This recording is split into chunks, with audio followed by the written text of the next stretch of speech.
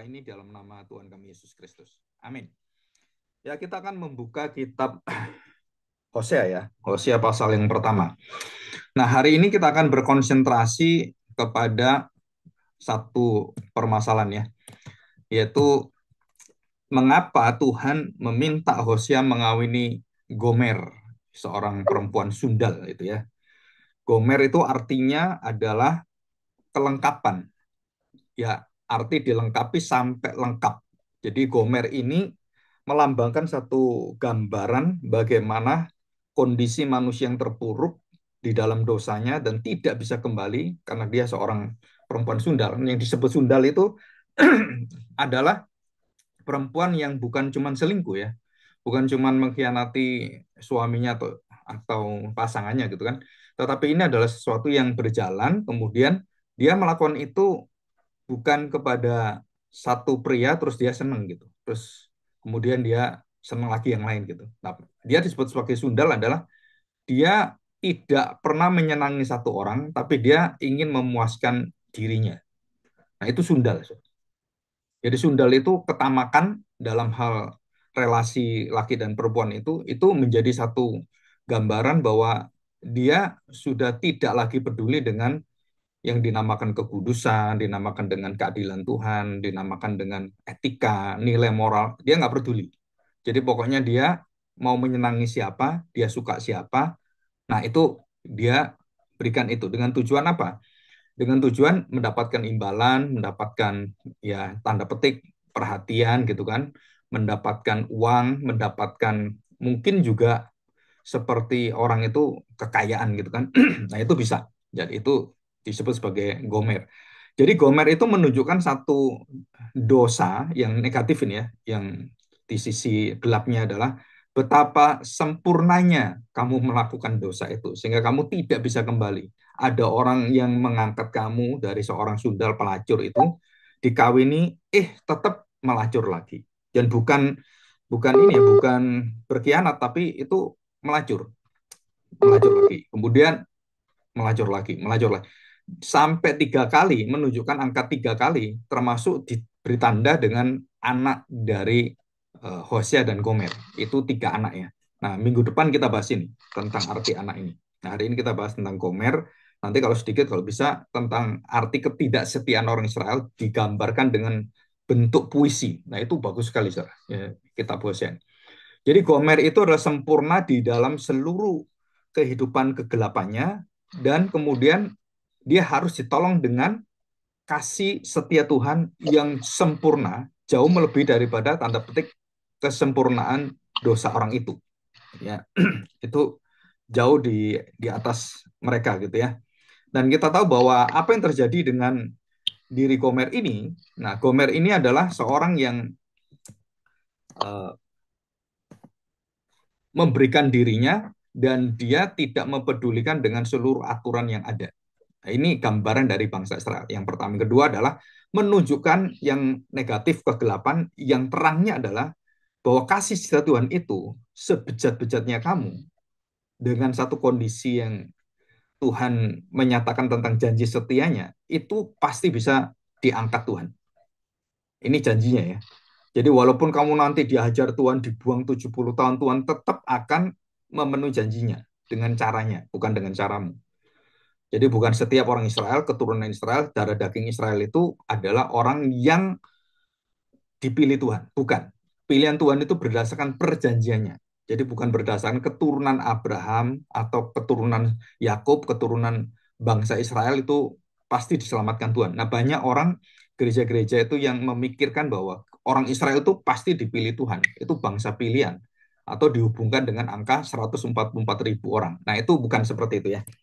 Oke, kita lihat ini. Hosea pasal pertama ayat yang 1 dan 2 ya.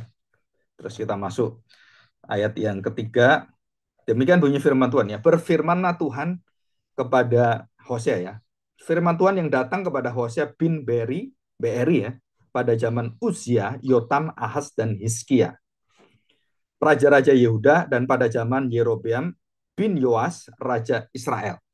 Ya, nanti kita akan belajar ada 4 silsilah raja itu yang dihapus oleh Tuhan dari keturunan orang Israel. Padahal raja ini orang Israel, tapi dibuang, dibinasakan Tuhan. Ya, dari Atalia, kemudian Ahasia, terus Yoas, kemudian Amazia. Nah, itu 4 keturunan yang dibuang Tuhan. Nah, nanti kita akan pelajari. Itu kira-kira seperti itu. Nah, saudara, dikatakan ketika Tuhan berbicara kepada Hosea, dijelaskan Hosea itu adalah anak dari Beeri pada zaman Usia, Yotam, Ahaz, dan Hizkia, raja-raja Yehuda. Jadi dia berada pada rentan waktu sekitar tahun-tahun sekitar 700-an, ya, 700 600 gitu. Nah, dikatakan di sini bahwa Yerobeam bin Yoas raja Israel. Jadi Yerobeam yang kedua, ini Yerobeam yang kedua. Rehabiam dan Yerobeam, ini generasi yang kedua. Yoas raja Israel. Ketika Tuhan mulai berbicara dengan perantaran Hosea, berfirmanlah ia kepada Hosea, pergilah, kawinilah, dikatakan kawinilah seorang perempuan sundal. Yang pertama. Yang kedua, dan diperintahkan oleh Tuhan, peranakanlah. Jadi dari wanita sundal ini, kamu harus punya anak. Dan dijelaskan oleh Tuhan bahwa peranakanlah anak-anak, bukan anak-anak Israel ya, anak-anak sundal. Jadi anak-anaknya itu masuk ke sundalan dari Gomer. Nah, kemudian nama anaknya, 3 anaknya, Yisrael, kemudian Loami dan Loruhuma gitu kan. Dikatakan pergilah kawinlah seorang sundal dan peranakanlah anak-anak sundal karena negeri ini bersundal. Jadi ada 3 kata sundal ya. Perempuan sundal, anak-anak sundal, bangsa ini, negeri ini adalah negeri sundal. Bersundal dengan apa? Dengan hebat. Jadi bukan sundal biasa. Sundalnya itu udah mentok. Gomer, artinya sudah mentok, notok, dan sudah tertinggi, paling lengkap, dan genap dosanya. Jadi kamu sudah bersundal dengan genap, bersundal dengan hebat. Dengan membelakangi Tuhan. Jadi kamu tuh sudah tidak ingat Tuhan lagi, udah nggak pernah mau ingat Tuhan. Jadi bukan hanya memberontak ya, ya ateis lah istilah kalau kita ngomong zaman sekarang itu, menjadi beragama, berritual, bertaurat, tapi hatinya ateis. Bisa nggak? Bisa. Seorang berteologi, seorang yang ngerti gereja, seorang punya kedudukan sebagai pemimpin gereja, kerohanian, bisa nggak hidupnya itu ateis? Bisa, so. Karena hatinya bukan tertuju takut akan Tuhan, tapi takut akan uang, takut akan kedudukan, takut akan jabatan, takut akan istilah dari kerohanian, dan ya istilah kalau kita ngomong pelayanan supaya kita terlihat lebih baik gitu kan. Nah, saudara, itu semua itu orang-orang yang seperti dikatakan oleh Tuhan adalah bangsa yang bersundal, penuh dengan kemunafikan. Ya, oke. Nah, dari arta Gomer, Gomer itu kita tahu bahwa artinya adalah komplit, lengkap, sempurna.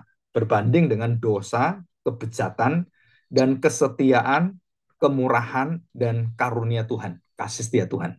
Itu jauh beda ya.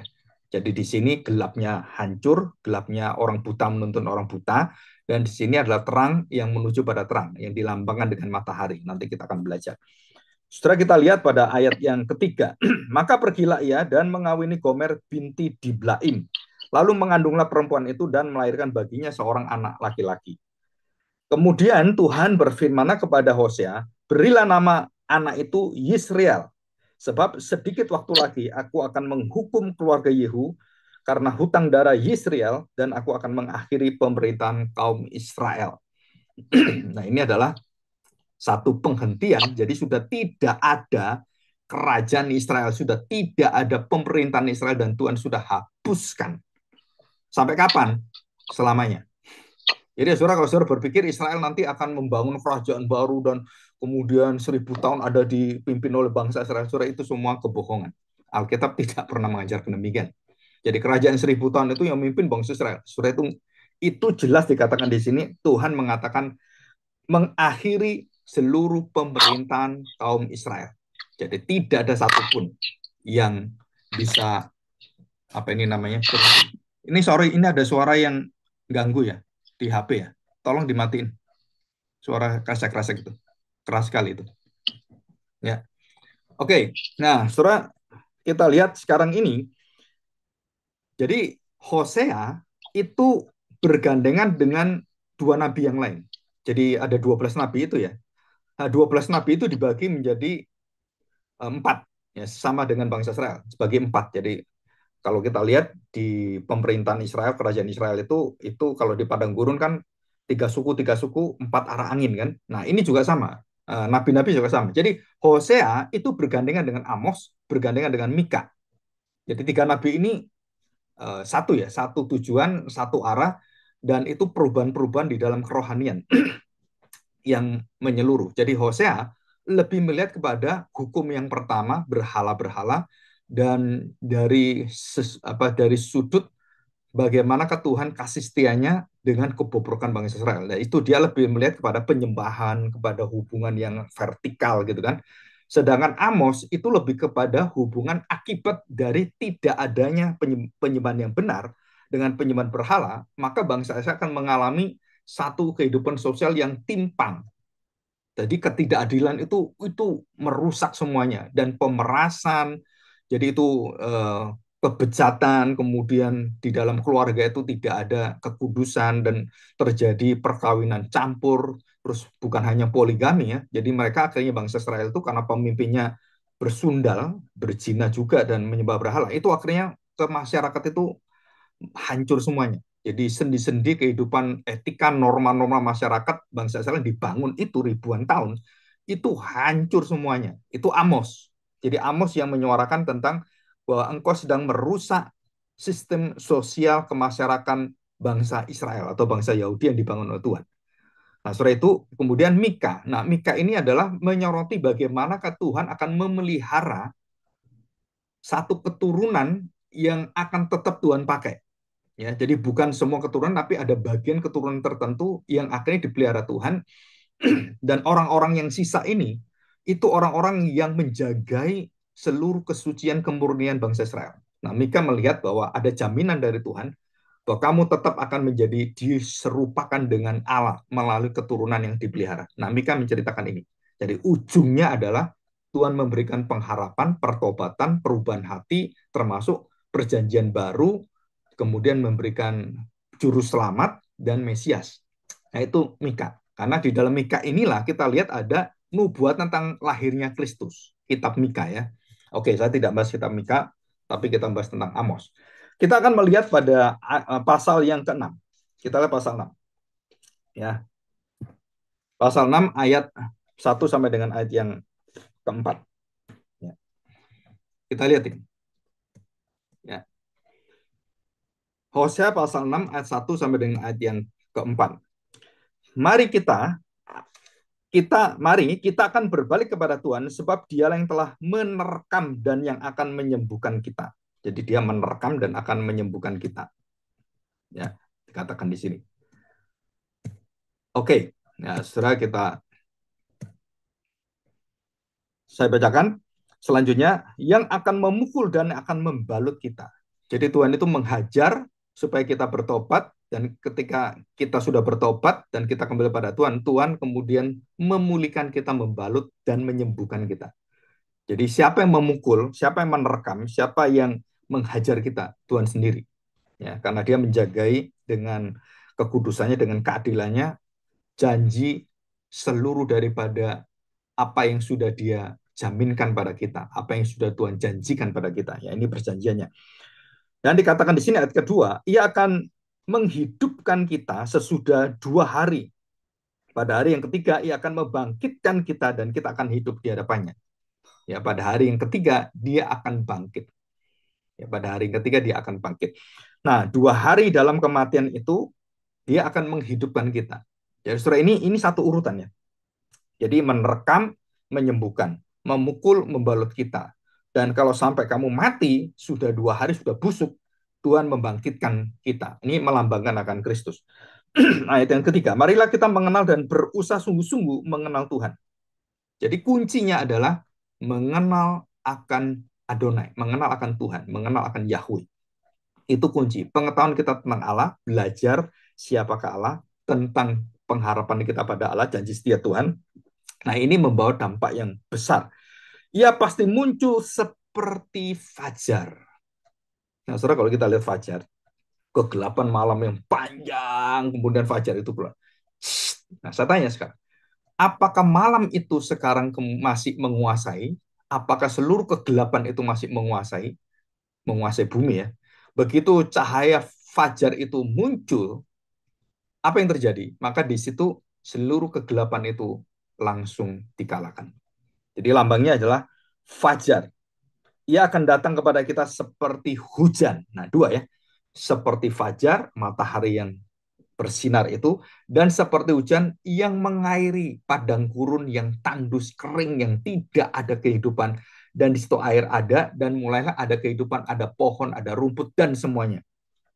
Jadi fajar dan hujan, itu hati Tuhan. Yang nanti dibandingkan dengan apa? Hati Tuhan yang setiap hujan datang, kehidupan itu kemudian bertumbuh, bergerak, dan fajar itu, sinar itu sebagai arah seluruh pertumbuhan. Nah, sore ini berkaitan hukum pertanian. Jadi fajar matahari itu di mana pohon-pohon itu bertumbuhnya itu ke matahari, ke sinar. Ya, jadi air itu yang menghidupkan pohon itu, kemudian kemana dia hidup? Menuju kepada matahari. Jadi air itu merupakan dasar dari segala hidup firman Tuhan, dasar hidup kita. Dan kita akan dibawa ke dalam sinar terang matahari itu untuk terus kita berpaling pada dia. Jadi antara hujan di bawah meresap ke bumi, dan kemudian dari bumi bertumbuh orang-orang yang dihidupkan Tuhan, yang dipukul kemudian dibalut oleh Tuhan, dan dia bertumbuh melihat pada matahari dan menjadi hidup yang baru, hidup yang kekal gitu kan.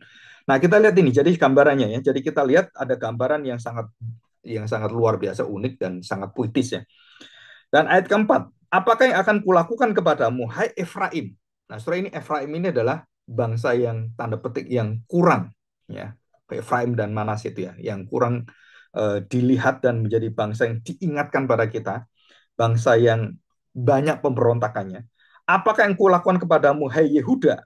Kasih setiamu seperti kabut pagi dan seperti embun yang hilang pagi-pagi benar. Jadi Gomer merupakan ketidaksetiaan yang sempurna, ketidaksetiaan yang lengkap. Nah, ketidaksetiaan itu dilambangkan dengan apa? Dilambangkan dengan embun pagi atau kabut pagi. Nah, saudara, kalau setiap pagi saya jalan ke Tegalega gitu kan, itu pagi-pagi jam setengah 6 menuju jam 6, itu kabutnya itu sangat pekat gitu ya. Kalau apalagi musim dingin yang bulan minggu lalu gitu. Wah, itu kelihatan semua. Tetapi begitu matahari terbit, sinar itu datang, itu sangat cepat hilang semua, nggak berbekas. Pss, nggak berbekas. Ya. Jadi beda dengan hujan, beda dengan matahari kan. Jadi matahari fajar itu dengan hujan beda. Nah, di sini dilambangkan embun pagi dan kabut. Ada hanya sebentar, hanya sekejap. Dan barulah dia kemudian hilang. Kemana? Udah, nggak ada. Dan tidak berbekas. Tidak berbekas. Ya. Nah, saudara perhatikan, kalau air hujan itu kan kita lihat, oh ini airnya, oh ini sungainya, ada kan. Tapi kalau ini, kabut ini, melingkupi seluruhnya seolah-olah itu, waktu luar biasa pekerjaan ritual bangsa Israel itu indah sekali, luar biasa. Tetapi tidak ada nilainya. Yang seperti Paulus katakan, yang membuat kita bernilai itu kan kasih Allah. Kamu, badanmu, hidupmu, berbahasa roh, melakukan mujizat, bahkan tubuhmu dibakar. Sia-sia. Kenapa? Itu seperti embun pagi yang luar biasa, menyeluruh dan mengagumkan karena dilihat mata, seolah-olah bahwa seluruhnya itu penuh dengan pelayanan, penuh dengan kebaikan, tetapi hanya sebentar. Pss, terus apa? Kebusukannya keluar semua. Ya, penuh dengan pertikan, pertengkaran, capik mencapik, gigit menggigit, iri hati, dendam, itu semua di situ. Nah, itu terjadi di gereja Korintus ya. Nah, saudara, saya akan lanjutkan ayat yang kelima. Sebab itu aku telah meremukkan mereka dengan perantara nabi-nabi, aku telah membunuh mereka dengan perkataan mulutku, dan hukumku keluar seperti terang. Ya, tadi kan kabut dengan embun kan. Sebab aku menyukai kasih setia dan bukan korban sembelihan. Dan aku menyukai pengenalan akan Allah terhadap diriku lebih daripada korban-korban bakaran. Jadi inti dari ibadah itu apa? Kita mengenal belas kasihan Tuhan, betapa setia Tuhan, dan kita mengenal janji-janji Tuhan dengan melalui firman-Nya. Kita mengenal kesetiaan Tuhan. Betapa bangsa Israel itu ya, aduh bangsa ini biadab sekali, bangsa yang tidak beradab, bangsa yang keras hati, tekar tengkuk semuanya. Dan kita melihat betapa sabarnya Tuhan, betapa setianya Tuhan, bagaimana dia dihajar, diremukkan, dipukul, dan Tuhan balut, Tuhan kembalikan. Sebenarnya itu bagi kita satu jaminan bahwa jika hidup kita berjalan dalam kegelapan, dalam kejatuhan kita, saudara, Tuhan menjanjikan apa? Menjanjikan kesetiaan, menjanjikan pertobatan, menjanjikan pemulihan, memberikan pengharapan. Dan itu semua Tuhan kasih kepada kita. Jadi jangan kita merasakan kalau kita sudah jatuh atau kita atau lihat orang lain, wah udah nggak ada harapan gitu. Nah, saudara, bagi Tuhan nggak ada yang tidak ada harapan. Bagi Tuhan kalau sudah berjanji tidak ada harapan. Selalu ada harapan dan pasti ada harapan. Nah itu perjanjian Dia. Jadi kita mengenal ini ya. Nah, kita akan selidiki sekarang. Perhatikan. Ilustrasi embun dibandingkan dengan fajar, embun dibandingkan dengan matahari, terus kemudian eh, tadi kabut ya, atau asap cerobong. Nah, ini ada satu lagi, saya bacakan. Mungkin kita bisa belajar. Yang ketiga, coba kita lihat ya. Ilustrasi ketiga. Hosea 13 ayat yang ketiga. Sebab itu mereka akan seperti kabut pagi atau seperti embun yang hilang pagi-pagi benar, seperti debu jerami diterbangkan badai dari tempat pengiripan, atau seperti asap cerobong. Jadi seperti asap sekam.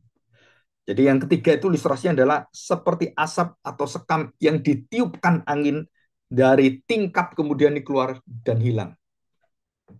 Jadi saudara ada ilustrasi yang sangat bagus, gambaran adalah kasih setia kita. Setiap orang, mau Daud, mau Salomo, mau Abraham, mau Nuh, mau Ayub, mau siapapun, saudara, saudara tahu perkataan Tuhan ini.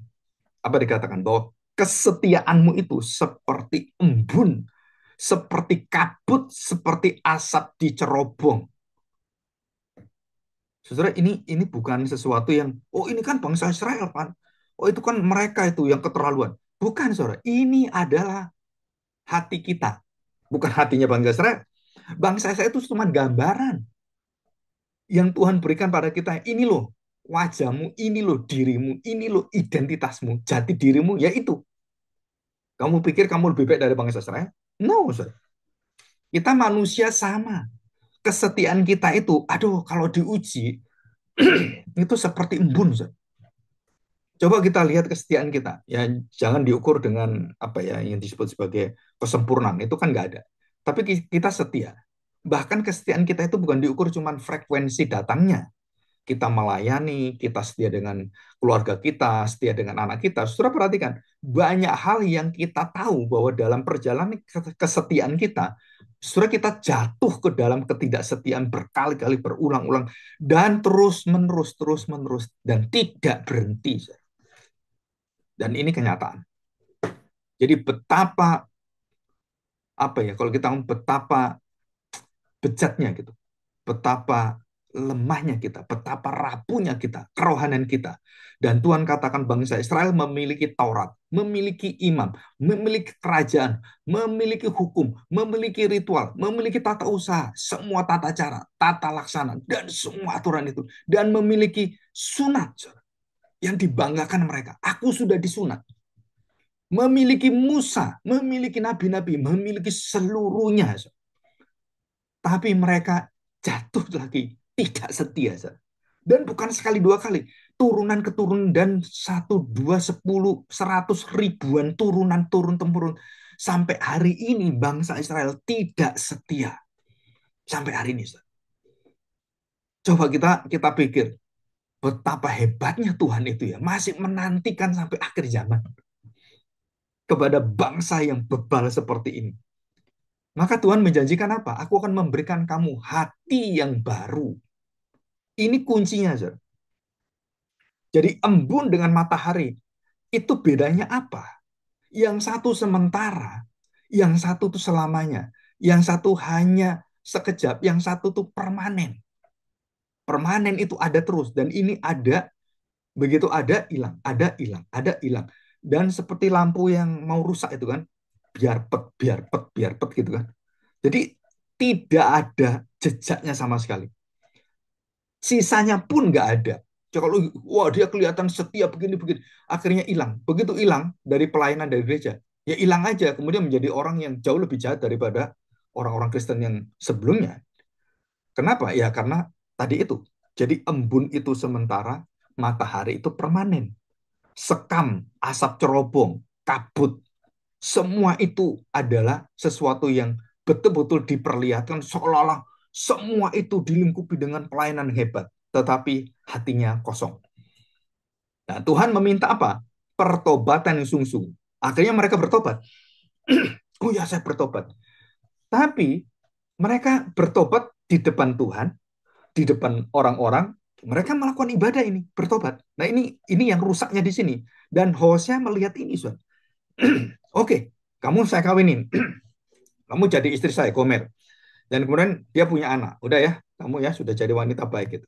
Saudara, ya dengan punya anak itu, dia pikir, wah ini sudah berubah ini. Kenapa? Kan sudah punya anak. Dia sudah mengerti kita. Dia sudah mau tanggung jawab. Saudara, di dalam masa-masa yang begitu penantian di dalam seluruh pertobatan itu, Gomer dan bangsa Israel memperlihatkan satu pertobatan yang hanya ritual.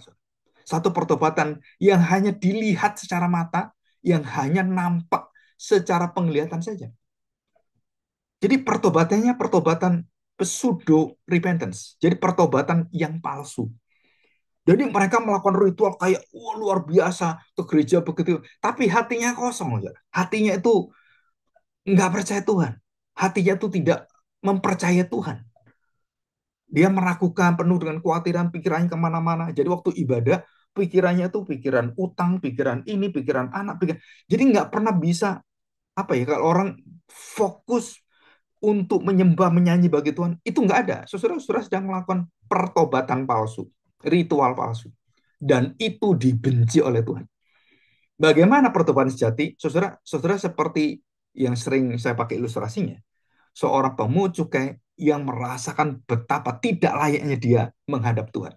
Jadi setiap minggu itu saudara harus merasakan, aduh, bisa ibadah ini sesuatu yang luar biasa. Saya bisa datang ini, aduh Tuhan, luar biasa. Nah, saudara, kalau saudara tidak merasakan betapa besarnya anugerah Tuhan, saudara menunjukkan bahwa saudara tidak ada pertobatan.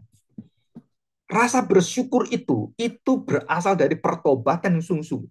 Hasilnya, puncaknya, buah yang paling matang itu adalah rasa bersyukur.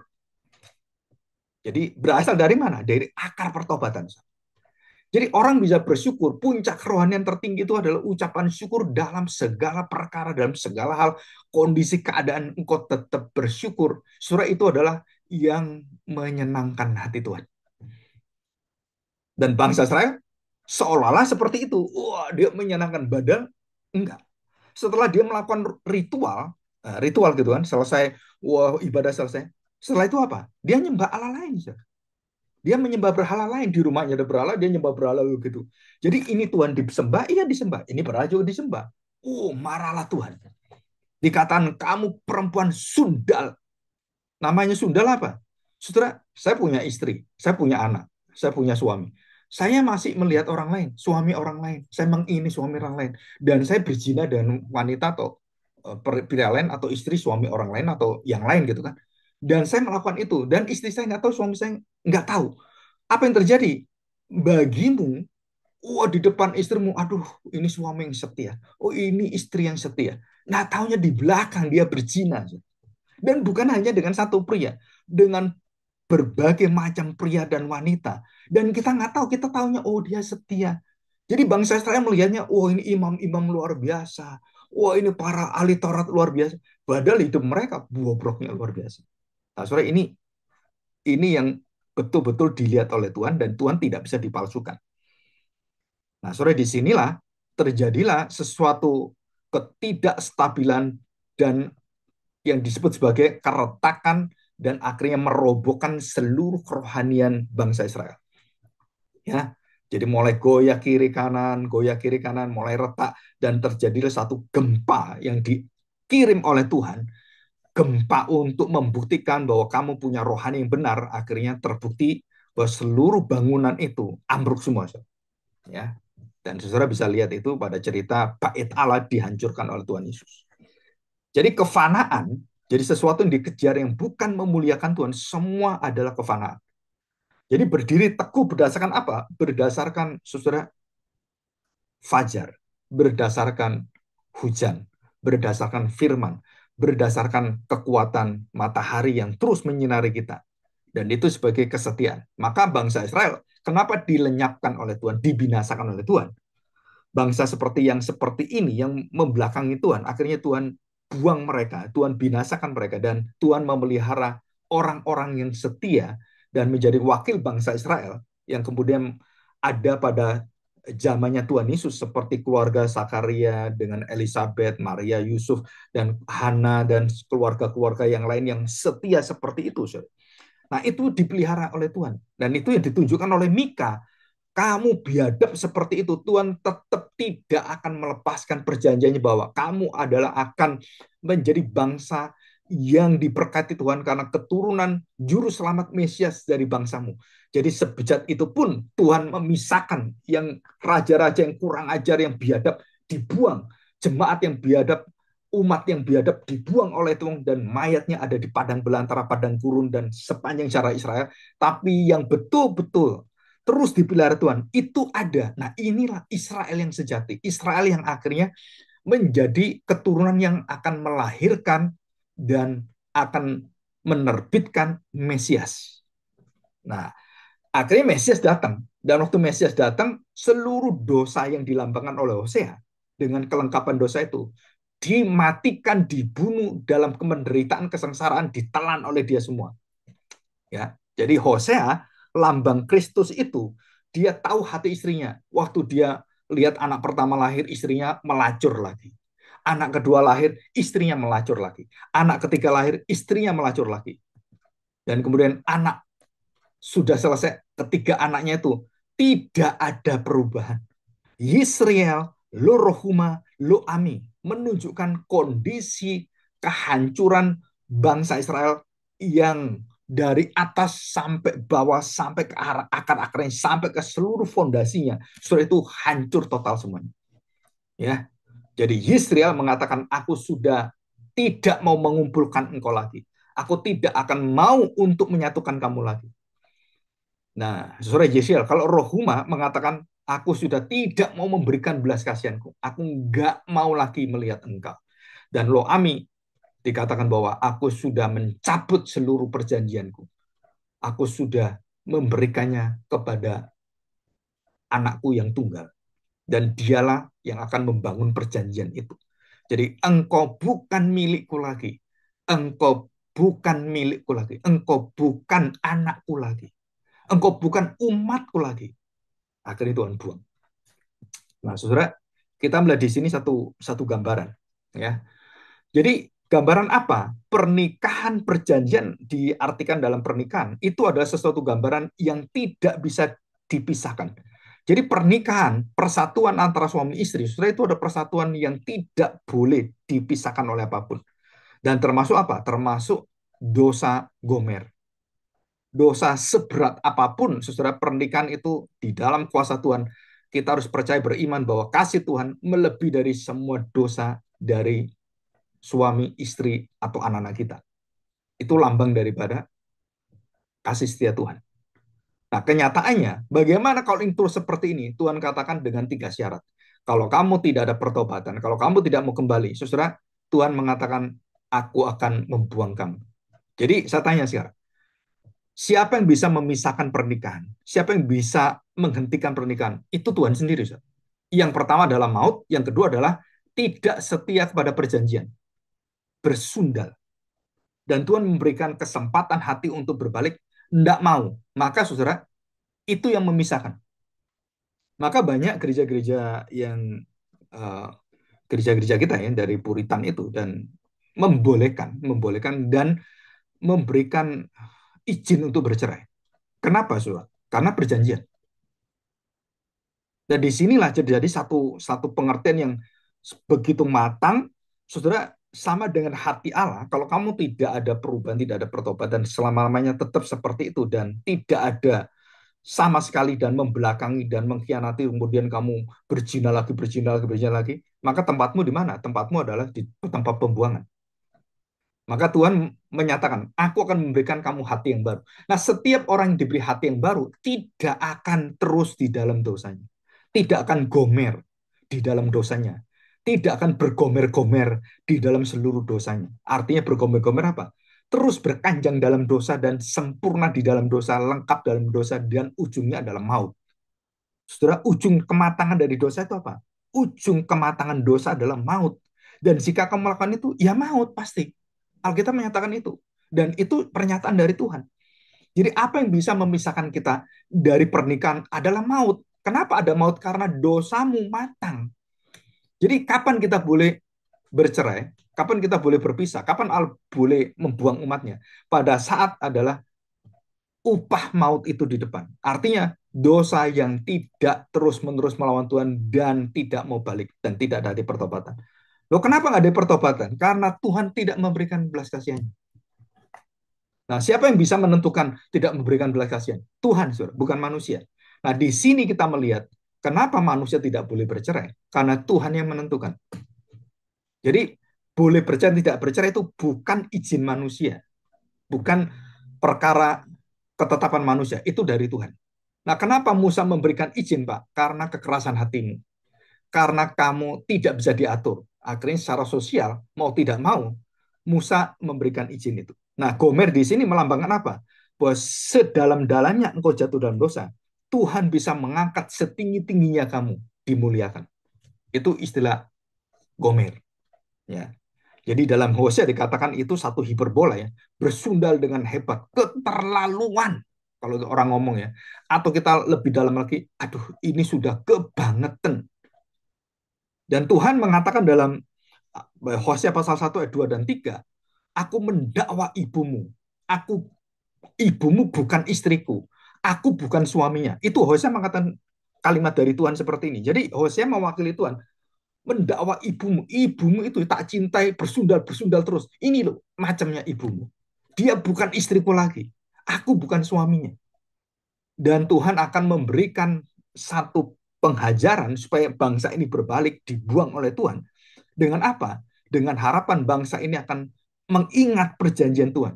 Dan waktu mereka menderita hampir 400 tahun ya di zamannya Israel apa Mesir itu, mereka kemudian berpikir, mereka ingat janji Tuhan. Oh, Tuhan kan janji gitu. Aduh, kami menderita Tuhan sudah ratusan tahun. Aduh, kita sudah bekerja mati-matian dan kita banyak mati keturunan kita. Seperti zamannya Hitler, mereka kemudian dibunuh secara massal, genosid ya. Jutaan orang Yahudi ditembak, dimasukkan gas chamber. Itu sangat bencinya Hitler sebagai bangsa Arya, bangsa yang paling hebat dengan bangsa Israel yang dipimpin Tuhan. Wah, dia benci, dia bunuh semua orang Israel. Nggak peduli anak kecil, bayi, bunuh semuanya. Nah, saudara kita lihat, kenapa itu diizinkan Tuhan kepada bangsa Israel? Saudara, supaya bangsa Israel mencari Allah kembali. Waktu bangsa Israel mencari Allah kembali, mereka merdeka 1948, bangsa Israel merdeka, mereka lupa Tuhan lagi. Mereka ya menjadi bangsa yang sombong lagi. Seperti yang terjadi peperangan dengan bangsa-bangsa dunia Arab itu kan, bangsa Israel itu wah menjadi sombong, dia merasa paling hebat, punya kuasa. Kalau kamu tak hajar kamu, saudara, itu bukan hati Tuhan. Saudara harus tahu, peperangan itu Tuhan mengatakan jangan membalas caci maki dengan caci maki. Jangan membalas dendam dengan dendam. Dan Tuhan yang membalas, bukan kamu. Nah, Netanyahu menyatakan dirinya sebagai Allah. Aku habisi kamu. Aku gilas kamu. Nah, saudara, dia harus tahu bahwa dia bukan hidup percaya pada Kristus. Dia adalah menjadi orang-orang yang melawan Kristus. Kebijakan-kebijakannya itu menyengsarakan banyak orang, termasuk bangsa Israel sendiri. Itu nanti ke depan lebih besar lagi. Ya, oke. Yang terakhir kita lihat. Saudara perhatikan. Jadi di sini kita lihat bahwa Hosea memberikan perbandingan. Ya, perbandingan apa? Saudara, Hosea memberikan perbandingan tentang ukuran kesetiaan Tuhan dan kesetiaan orang percaya. Ya, oke, kita lihat di sini. Ya, perhatikan, saudara. Perbandingannya apa? Hosea pasal 4 ayat yang ke-12. Saya akan bacakan ini ayat terakhir. Umatku bertanya kepada pohonnya dan tongkatnya akan memberitahu kepadanya. Sebab roh perzinahan menyesatkan mereka dan mereka berzina meninggalkan Allah mereka. Nah, saudara katakan apa? Dikatakan pohonnya dan tongkatnya. Umatku bertanya kepada pohonnya dan tongkatnya memberitahu kepadanya. Sebab roh berzina menyesatkan. Saudara perhatikan, ini adalah lambang dari berhala-berhala yang menjadi andalan mereka, yang berhala itu mati, menjadi Allah mereka. Yang mati dihidupkan dan kemudian dijadikan Allah, disembah oleh mereka dan diminta harapannya di apa ya? Istilahnya dijadikan raja, dijadikan tuan, dijadikan orang-orang yang betul-betul orang-orang Israel itu mengharapkan pada patung-patung ini. Apa kenyataannya? Saudara, mereka bisu, mereka nggak bisa apa-apa.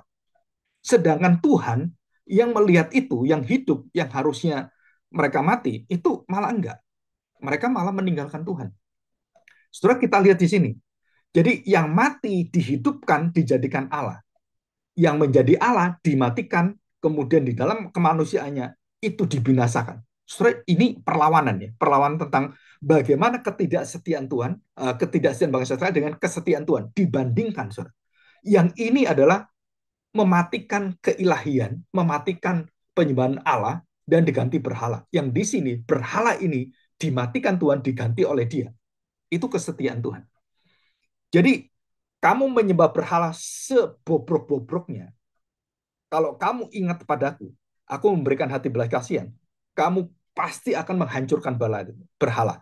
Jadi raja-raja yang sadar mereka menyembah berhala, seluruh berhala itu, zamannya raja-raja itu kan, dihancurkan semua, berhala apapun, baik itu kayu dibakar, batu dihancurkan, dan diganti kemudian kepada tabut perjanjian, melihat pada Mesias. Saudara, di sini kita belajar bagaimanakah seluruh hidup Hosea dasar disiplin daripada Tuhan. Yang pertama adalah, saudara, Tuhan memberikan bahwa Tuhan ada Tuhan yang setia. Kesetiaan Tuhan, kasih setia Tuhan, atau belas kasihan, kemurahan Tuhan, itu selalu berbanding dengan ukuran dari kekudusan Tuhan. Jadi kalau itu tidak kudus, kamu terus berkanjang dalam dosa dan terus-menerus seperti dosa murtad, dosa menghujat Roh Kudus, dosa menista Tuhan, saudara, itu akan diberikan murkanya. Ujungnya murka. Tapi kalau kamu kembali pada titik ujung kamu bertobat seperti anak terhilang, seperti penjahat, seperti siapapun, berbalik, maka Tuhan katakan, kasih setiaku cukup untuk menarik engkau di dunia yang paling dalam, paling gelap pun aku tarik engkau. Yang kedua, saudara, Tuhan memberikan janji ini bukan hanya Dia melepaskan kita dari dosa, tapi Dia menyertai kita, memulihkan kita, menyegarkan kita, menumbuhkan kita untuk berjalan dalam jalan masa-masa bersama dengan Tuhan, dan kita kemudian dipulihkan dan kita kemudian menjadi terang bagi bangsa lain. Jadi dasar disiplin Tuhan adalah kasih setianya. Allah adalah kasih. Nah, di dalam kasih itu, Tuhan selalu berbanding dengan kekudusannya, keadilannya, kebenarannya, kesetiaannya. Kemudian apa? Merestorasi kita. Bukan cuma langkah di depan, bukan hanya pertobatan, tetapi dia juga menyertai kita. Aku tidak meninggalkan engkau. Aku akan menyertai engkau. Aku akan mengirim Roh Kudus tinggal dalam hatimu. Jadi setiap orang Kristen tidak akan menjadi Gomer lagi. Setiap orang Kristen akan selalu menjadi Hosea. Nah, itu artinya, saudara. Apa arti menjadi Gomer? Apa menjadi Hosea? Artinya apa sebenarnya? Gomer dan Hosea. Jadi orang Kristen semua akan dijadikan oleh Allah seperti Hosea dan meninggalkan kegomeran kita, meninggalkan kekerasan, meninggalkan kekakuan, meninggalkan kedinginan, meninggalkan akan kebekuan hati kita yang membaja itu, yang tegar tengkuk itu. Kemudian memiliki hati seperti Hosea, yang lembut, penuh dengan kasih setia. Jadi berhosealah, jangan bergomer. Berhosealah, jangan menyukai hati bergomer. Kenapa, saudara? Karena itu kematian. Ya, kita bersyukur kita bisa belajar hari ini apa maksud daripada gomer. Komplit dalam ketidaksetiaan, seperti embun, seperti kabut, seperti cerobong asap. Tapi kita memiliki hati seperti Hosea, yang seperti fajar matahari, seperti hujan, yang menumbuhkan, yang membangun, yang menguatkan, yang membawa kita semua mengagumi Tuhan. Ya, oke, kita bersyukur.